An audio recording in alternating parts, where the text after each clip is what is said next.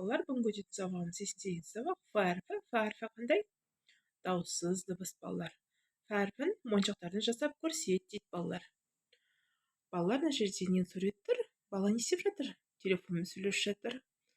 Қандай әріп тұр? Фәрпі. Нен басталатын? Сөздерді өтеміз бүгін.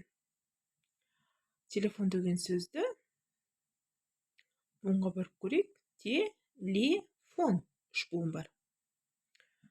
Енді телефон деген сөз талдап көрейік. Қандай әріп?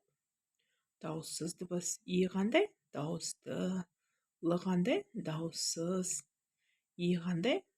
Дауысты. Ф қандай? Дауыссыз. О қандай?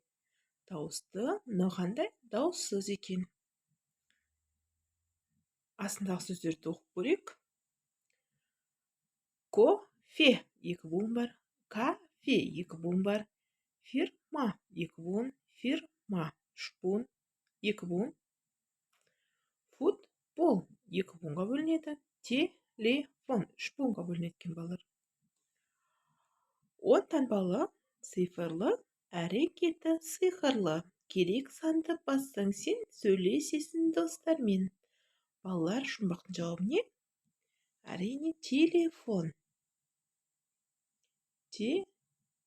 Телефон деген сөз шықты, балалар. Енді балалар, мына жерде не көрсетіп тұр? Екі сурет тұр. Біреуі микрофон, біреуі кофе. Мына жерде бос орынға қайсысы келеді екен? Әрине, кофе деген сөз келеді екен. Микрофон и кофе. Кофе деген сөзді талдап көрейік. К қандай? Дауыссыз дыбыс балалар. О қандай? Дауысты. Ф қандай? Дауыссыз. И қандай? Дауысты балалар. Кофе. Екі буынға бөлінеді екен, е?